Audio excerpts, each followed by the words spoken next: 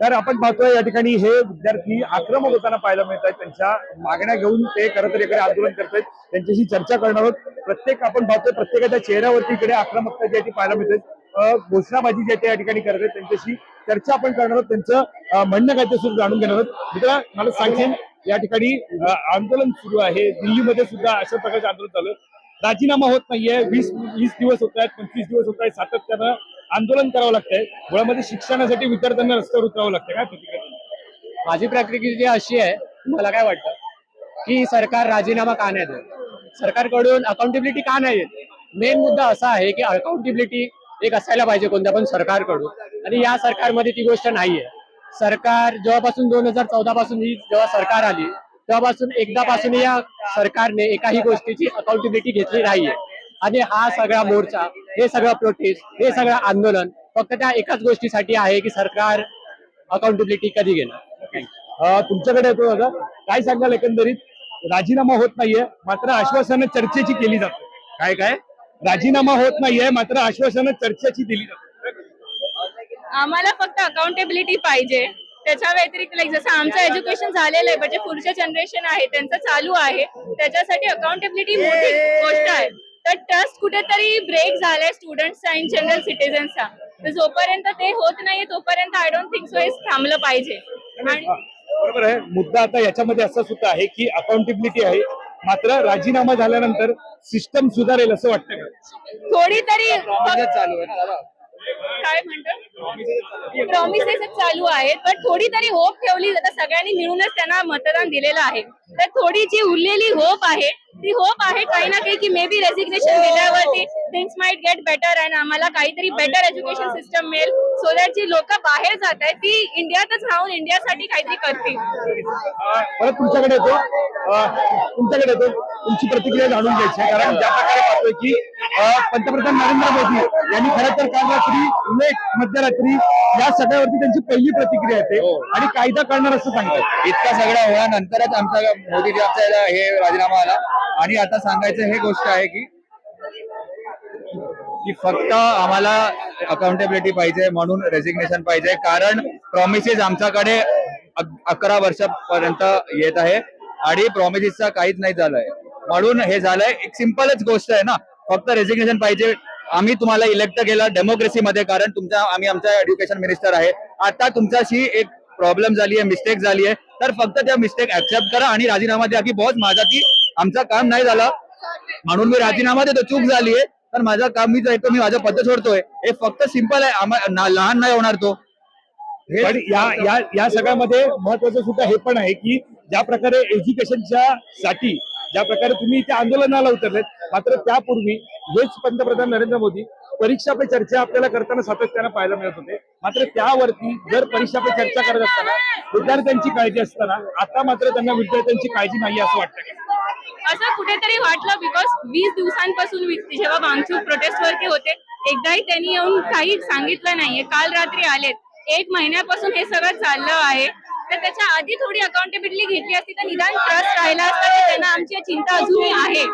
पण ते जेव्हा लेट आले त्याच्यामुळे असं वाटतंय की कुठेतरी त्यांना चिंता नाही आहे. तुझ्याकडे येतो मित्रा, तिरंगा आंदोलन आहे, अंगावरती तिरंगा आहे. ज्या प्रकारे आंदोलन सध्या पाहायला मिळत आहे, याची कधी कल्पना केली होती का? कधीच नाही, कल्पना तर मी कधीच केली. आणि मी स्वतः not a political person, but it's need of the hour की काय चालू आहे देशात ते माहिती पडलं पाहिजे, सगळ्यांनी सोबत आलं पाहिजे.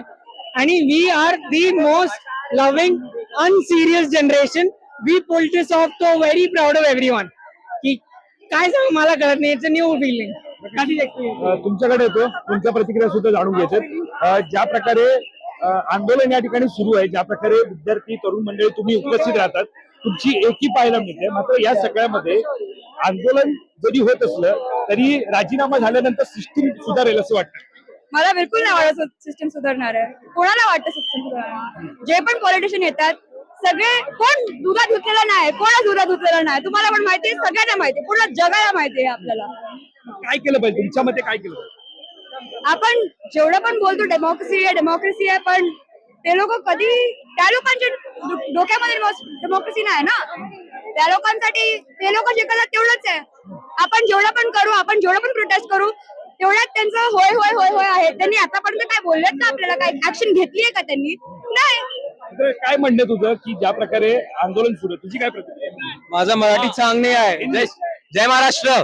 मला मैं हिंदी में जानना चाहता हाँ, हूँ बोलिए, बोलिए। मैं हिंदी में जानना चाहता हूँ yes. क्या आपकी राय, क्योंकि जैसे जंतर मंतर हो गया, हाँ जी, हाँ मुंबई जी, हो गया, यहाँ yes. पर भी यहाँ पर प्रोटेस्ट हो रहा है।